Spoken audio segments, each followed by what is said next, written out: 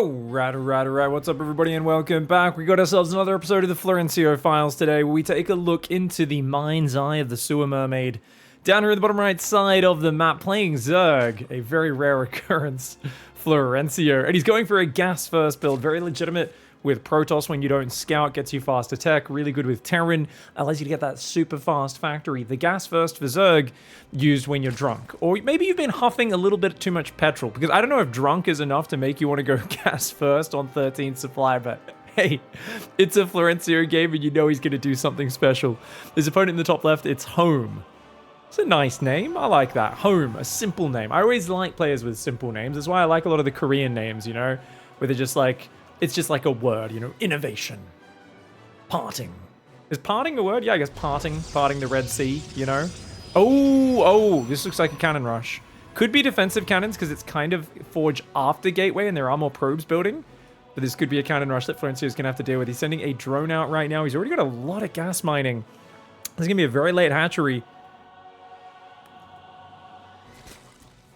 Sorry, where's his money gone? Okay, spawning pool. I'm like, what is that drone doing? Where's his money?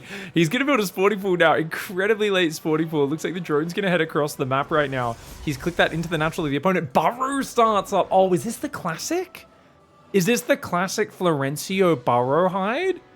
Oh, this is an old school build, but it is guaranteed to set the game up for some absolute chaos. That's what's so good about this opening. Some of you might remember this. I think it's been at least like 30, 40 episodes, if not 80 episodes since I've cast this one. Oh, but there's cannons on the way. Oh, guys. Okay, so this is cute, right? Hatchery block. The problem is this is countered by the forge. So the way this build works, and Florencio realizes, yeah, the whole point is normally you cancel it, and in the viscera of the hatchery dying, you burrow the drone. And then they don't realize you've burrowed, so they wait for the creep to disappear. They go to put their Nexus down, and they go, it won't build. It won't build. And the opponent's brain just breaks. They go, why isn't this building? Because in their mind, they killed the hatchery, they killed the drone. They don't realize the drone actually survived. Unfortunately, the cannon is a detector. It sees burrowed units, and it's right there. So it's not going to work. So he immediately cancels, changes his mind. It's, okay, I'll go do it in the main base then. So he's probably going to do the same trick up here. Well, actually, I don't know. Is he going to do that trick? Because in this case, it doesn't really block anything. I think he's just going to let it finish and try to build roaches inside the main. We've got a roach horn in the second gas on the way. There is a pylon blocking, but I think, did Florencio kill the probe? Wait, where is that probe, guys? I'm so confused. Where is the probe? Because apparently the probe didn't die. And yet there's a pylon here and I don't see who built it. I'm blind. There's got to be a probe somewhere nearby, right? Oh, there it is. It's right in front of the drone. Okay. I am blind. I've got vision issues. What can I say, guys? That's why I wear these thick old nerd goggles. The zealot and the probe are hitting that hatchery. Oh, is he going to cancel it? We're going to see the trick? Are we going to see the trick? Come on, Florencio. Show us your old school magic. I think it's worth it because it's so damaged. Yeah. So look at that. So from Home's point of view, he's like, oh yeah, that's cool. It died. But the drone actually is burrowed in there, in amongst all of the blood and guts. And then he pops out of the ground and rebuilds it. Okay, so he's going to have the slowest proxy hatch of all time, but it's secretly inside the main base. There is a Stargate on the way as well as 4 gases. Looks like it's going to be a Skytoss build for the Protoss. He's got a new hatchery building outside the base. Florencio's economic growth is probably the worst of any race with Zerg because of things like lava injects and managing multiple hatcheries and using control groups, things which Florencio is not that big a fan of. But he's making roaches, he's making ling speed. He does have at least 13 drones on minerals, so I've cast a lot of his Zerg games where he has like 9 workers on minerals for the first 8 minutes of the game, and he just has no money at all. But this one's a little bit better than that. The Protoss has a massive advantage though, and with Void Rays coming up, man, that's a problem. Because he can't really deal with Void Rays, can he? I mean, I guess he could micro roaches around and do quite a bit of damage to the probes, but he's not going to have anything that shoots up. Now, Home has seen this hatchery here and is like, oh, okay, you're building a proxy hatch. Void Rays are there. We've got Ravages morphing on the front. +1 air weapons already on the way. And with the gases, especially if these 2 gases start firing, that's going to be great. More cannon battery on the front. Little does Home realize it might be the roaches inside the main base that actually cause the real problems. Finally, that pylon's going to go down on the other side of the map. This game's going to be such a poop shoot, man. It's going to be a real poop shoot. But if you're a Protoss player in this scenario, you get paranoid, you start freaking out. Probes aren't being built anymore. There's a fleet beacon on the way. Let's go to Home's camera. Because Home is about to see creep on the edge of their vision in the main, but very easy to kind of miss that if you're not paying attention. And oh, he's trying to build spores on the front. Florencio. Good dodges by Home, but this is distracting Home. Yeah, more spores are building. Look at that. Spore goes down, spore goes down. Oh, Florencio with some very quick cancel micro. Oh, that one didn't cancel though. Finally, a spore crawler dies there. Biles are trying to land on the Void Ray. I think the Queen plus the spores building, the Void Ray will go down unless it goes back to heal at the battery. Home's going to go... Oh, the Biles. Yeah, Biles push it back. Nicely done. Good play here by both sides. Now, there is 3 lava in the main. Florencio, whenever he feels like can build 3 roaches in there. He's got a Queen, 2 spores, and a few Ravages fighting off this Void Ray surprisingly well. The Void Ray is taking hull damage. It may kill that Spore Crawler, but it's taking a lot of hull damage. Home! Oh, and Home loses the Void Ray to the Bile. Florencio has not really been multitasking here. He's building a single Queen and a Spore on the front. Finally, those 3 roaches pop up. But no, they pop up off this hatchery. He still hasn't built inside the main base. The hatchery inside the main has gone completely unnoticed because Home is under so much pressure at the front. And, okay, wait.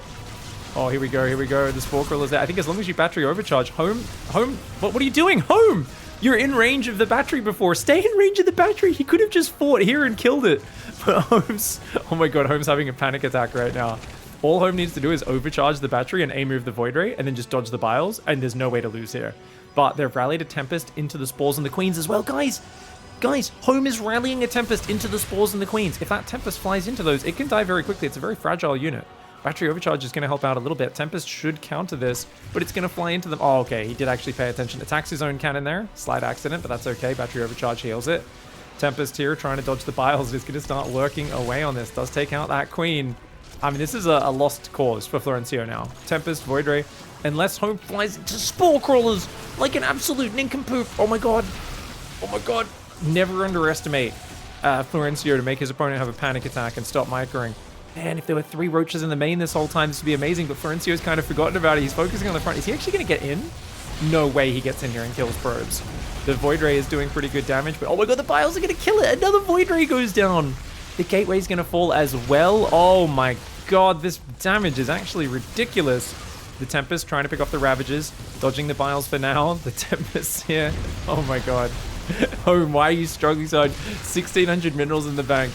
But the Biles keep interrupting their rhythm because they have to dodge the Biles. They're just microing back and forth in Spore range right now. Florencio's forcing some really big mistakes out of his opponent. I don't know where those Biles are landing. Looks like on the Stargate itself. But his Roach Ravager count is very low. Still hasn't used the hatchery inside the main base, man. Doing that cool trick. Home, I'm pretty sure, still does not realize that there's creep inside their main base. And yet Florencio is just so focused on the micro at the front that he's not really taking advantage. He has not droned or injected for the last 3 minutes of this game. And more roaches come in, but dude, he's at like half the worker count. I don't think Florencio has done enough damage. Now he starts building Lings in the main. So he's realized, wait a second, I can build units in there. The roaches are just chilling on top of the ramp. The probes are going to try to run to the natural, which I think is the correct call. Just get away from those units. And Home lost his Stargate, so Home has 3 Tempest building. Home just needs to spend their money, but they've lost their Forge, so they can't build cannons. And look at this, Ravage is running in the natural while the unit's distracting the main. Oh my god, and the Roaches are going to unburrow and go there. The Zerglings are burrowed up in the top of the main base as well, so look at this. Oh no, every single probe just stacked on one spot. Oh my god, Home. Massively overcomplicating this situation. Could have defended this whole thing with 1 Void Ray. That first Void, if they just kept building Void Rays and micro the Void Ray, they would have shut this down super hard. But as always, Florencio freaks people out and makes them make massive mistakes. And if you go north to defend the Lings, these Roaches and Ravages will unburrow. There's batteries building. Without a Forge, you can't build cannons. A Forge is trying to rebuild behind the mineral line. The Roach is doing some unburrow micro. Look at that. He's kind of dodging the projectiles there a little bit. He's going to try and focus down the battery. The Ravager pops up. I'd love to see him bile these workers.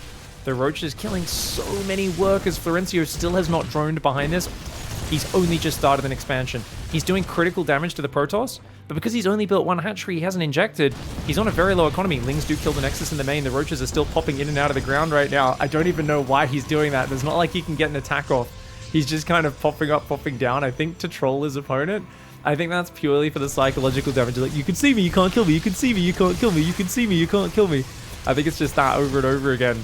The Ling's going in with these Roaches. He's going to kill a few more probes, and every probe lost is absolutely crucial, down to just 9 workers on 1 base.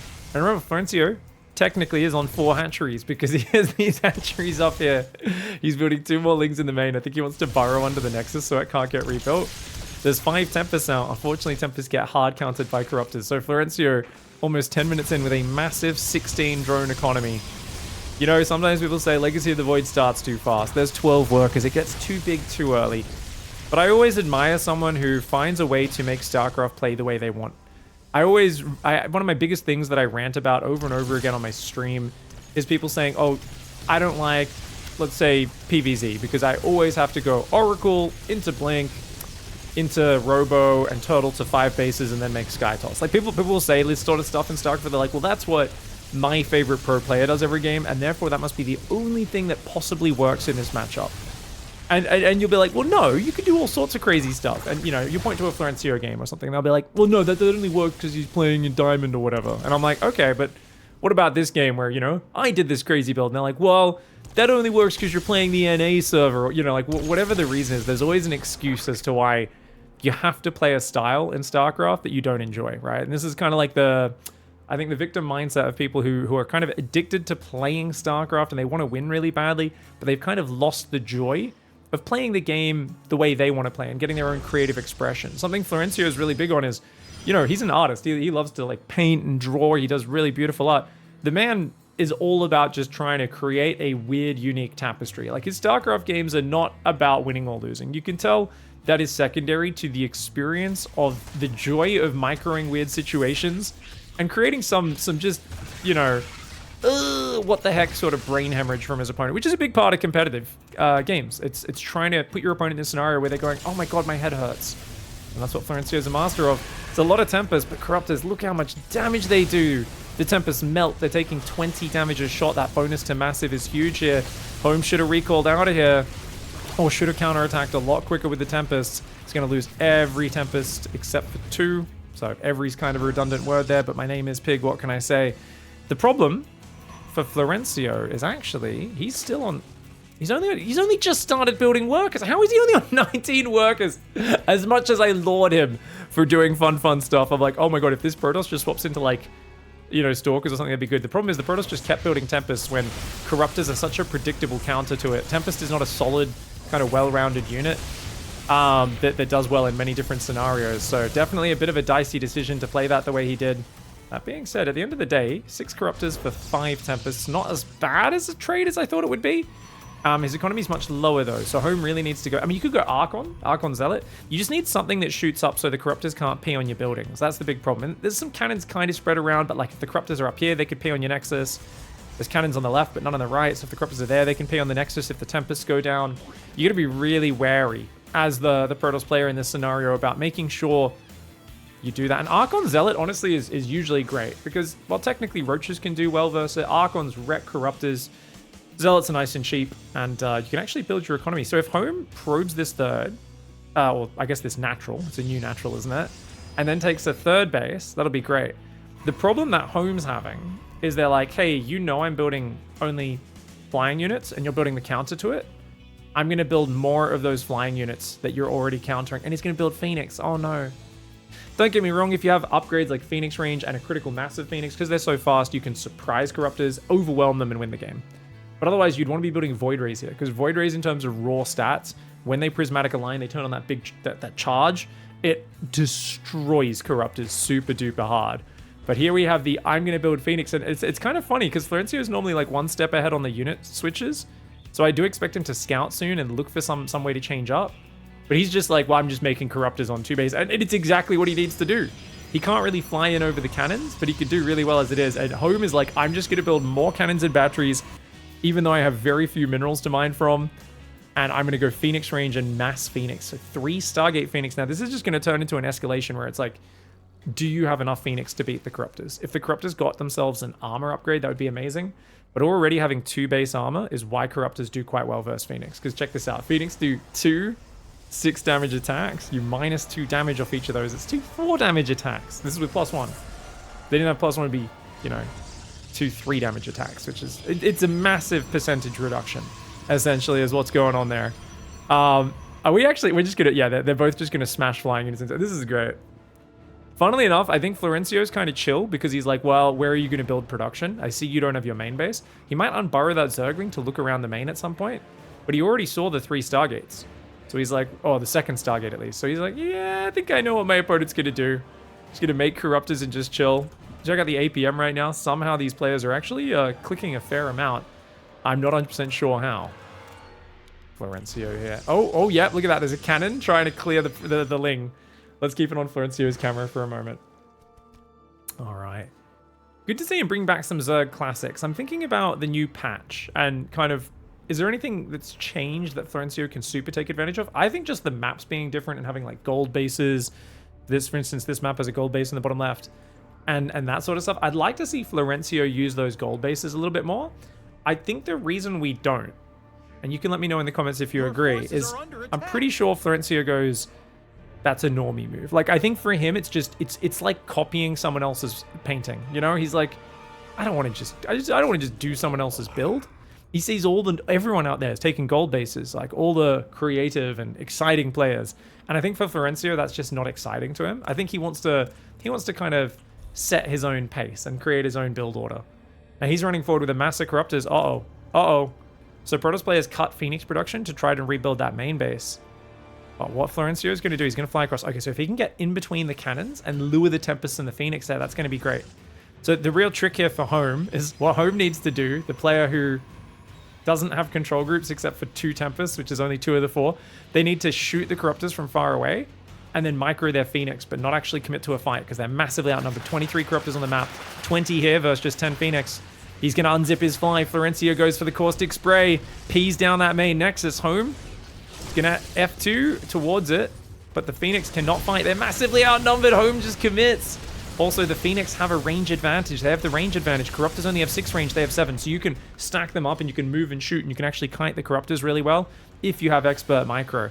But to do that, you'd need to actually use the Tempest separately from the Phoenix, which Home is showing no interest in doing. So Florencio basically unzips his fly, pees on his opponent's couch, and then just walks out of their house going, your problem, clean it up, dickhead. Down here in the bottom left, we've got 2 gases going up on the third. Flow's economy is way lower than the Protoss's. If the Protoss can just get these gases and third base up, I actually think if Protoss gets +2 air weapons as well, that would be massive.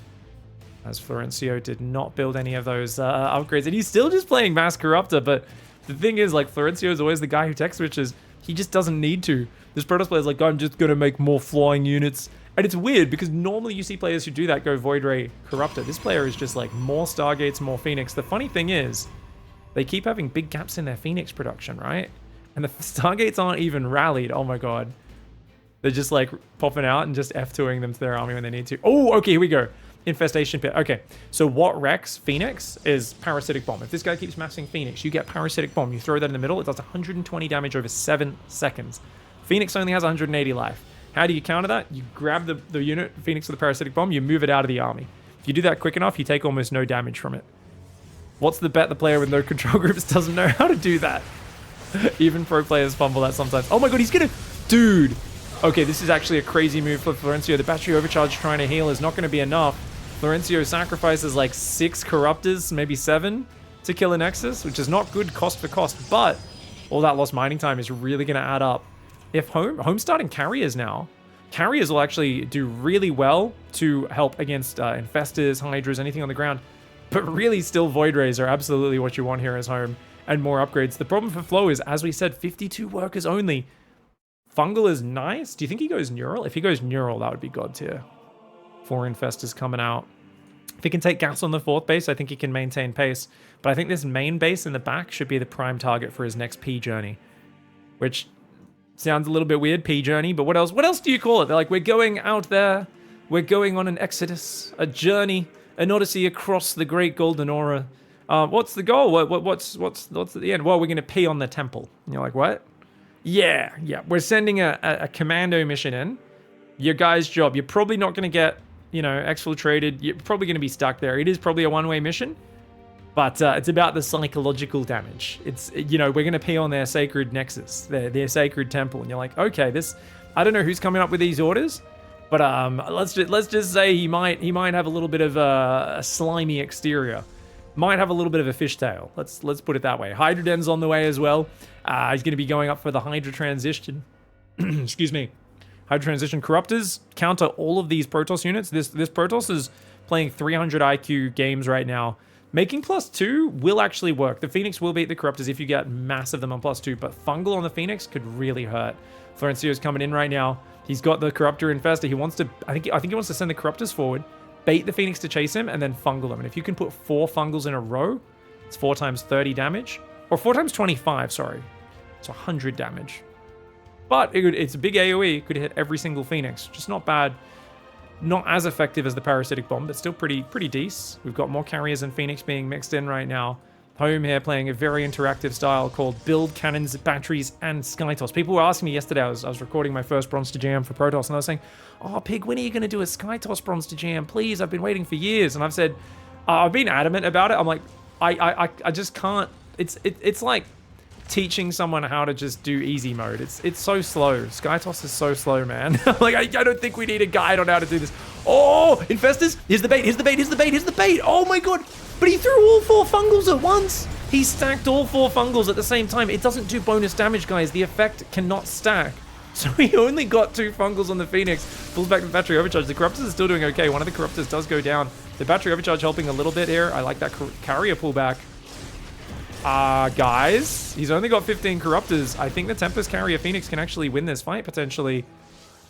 And there's 71 probes up and a 4th up here. Oh, Florencio might be screwed. Okay, he's making Hydras. He's going to go Mass Hydra. He's got Muscular Augments on the way. No Groove Spines just yet. He's very low on gas, but he does already have 16 Hydras, 12 more building. The problem right now is there's still Phoenix building. Why are we building Phoenix, mate?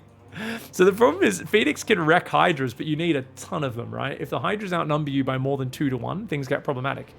And you might think, well, it was 16 to 10. Not anymore. It's 28 to 10. If you go 6 to 8 carriers here, and then the Phoenix pick up Hydras as well, I honestly don't think Florencio can fight that. I think he'll get destroyed. But it's all Phoenix, plus 3 air weapons and shields being built. It's still the better army for Protoss. Actually, you know, this might be a game where Protoss wins. This could be a game where Protoss wins. Like, they should win if they just do the right things and just build nothing but carriers right now and chrono boost them. If they max out on carriers, maybe a few Void Rays, they will be unbeatable. However, I just don't think this player's going to actually use lift correctly on the Phoenix. I can see them just flying into the Hydras and standing there going, we can't shoot down. We can't shoot down, boss. That being said, I think Florencio gave his opponent a bit too much time, right? I would have liked to see him do some of that Terran economy build-up or a faster tech switch into, like, I don't know what, Ling Bane run bys to, like, there's a lot of cannon batteries, so you actually need a decent economy to kind of bash through that sort of setup. I like his choice to pull back there. Doesn't want to throw his Corruptors away. The lack of upgrades just hurts the longer the game goes as well. Like, the +2 is already making these Phoenix slay. The carriers even are going to kick ass against the Corruptors, which normally they don't do, but if you have +3 and it's 0-0 Corruptors, the Corruptors are going to get ravaged. The Hydras are 0-0 as well. They're going to get destroyed. There's 5 carriers building, and Flo's giving him time to do it. This ain't going to cut the mustard. Funnily enough, literally, if Flo built nothing but Corruptors, I actually think he would win this game, because there's no Storm, no Archons, no Void Rays. Yes, the Phoenix have better upgrades, but if he made, like, even just a +1 armor and just a max of Corruptors, it counters all these units well enough, I think he'd do okay. The only thing is he'd have to fly in and focus the carriers down. Remember, carriers are going to take aggro here. They are the highest threat unit in this scenario. Here we go. Hydra, Corruptor, Infestor coming forward. This is the Loco composition, guys. I don't know if you guys know about Loco and his relationship with Skytoss, but it's a little bit like a battered wife who's been abused for many years. It doesn't work very well. Oh, Microbial Shroud goes down. That's actually awesome. He's using Microbial Shroud to reduce the air damage. The Hydra's trying to move forward, but it's still +3. The +3 weapons is so much damage. The Corruptors are starting to fall. The Microbial Shroud is really helping these Hydras tank way more than they otherwise would. I love it. I think it's the first time I've ever seen Florencio use Microbial Shroud. That's a really clever idea. But against this many carriers and Phoenix with +2 attack, almost +3. He did attack just before +3 and Plasma Shields. It looks like that's a good hold. And shout out to Home, who actually used the Phoenix lifts once the Corruptors were dead. I take back all of my criticism, Home. You're clearly a very good player who actually control grouped both your Stargates and your Nexus. I'm incredibly impressed. GG. They're going to go check the gold base. Home's got this one in the bag. Florencio's going to try and make more Hydras. This was kind of a fun early game. But once again, we see Florencio's Zerg play. It's kind of permanently at this like level of like very, very low economy for the first 10 minutes. And then when both players are completely messed up and thrown out of their element, that's when you see Florencio switch gears into like tech switching, pinging on buildings, doing all this sort of stuff. His famous Hydralisk swap was not enough to pull it off this game. And I think even pushing through the cannon battery, he'll lose quite a few Hydras. The carriers and the Phoenix aren't going to give him time. Did he just pick up an egg? Guys, the Phoenix picked up an egg. Eggs do not die. They have like 1 billion armor. It's like, yeah, just leave it. You're never going to kill that. If Zerg could find a way, this is actually the next evolution. Someone needs to create a mod where you can pay for an upgrade where you basically, your queens can stack eggs on your Ultralisks as armor.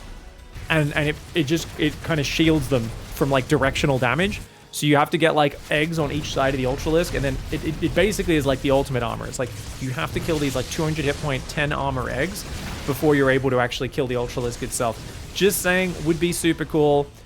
Lore-wise, maybe only fits with the Leviathan, which, by the way, just managed to kill that in my Wings of Liberty Nightmare mode run-through. Holy crap, that thing was hard. Not as hard as the Mothership, or maybe I was just more prepared after the emotional damage that goddamn Mothership caused me. But holy crap. All right, Flo's dead. He's going to come in with a mass Hydra move. I don't think he has any Infestors this time. He's got to just try to take out the Interceptors. I mean, he fights a few of the Interceptors, but look at that. It's 10 carriers. That's too many, man. The Interceptors are really slow to launch. Florencio's going to kill 1 carrier, 2 carrier, 3, 4. He actually killed a lot of carriers. He got 4 carriers, but that was 40 Hydras for that. That's going to be GG. A nice early game for Flo, but good to see him mixing a loss in there. Unfortunately for him, the longer the game goes, the power of those upgrades is real.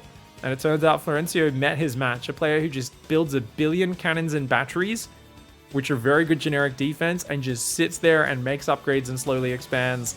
They found his soft spot, and GG, well played. Massive thanks, by the way, if you guys enjoyed the game.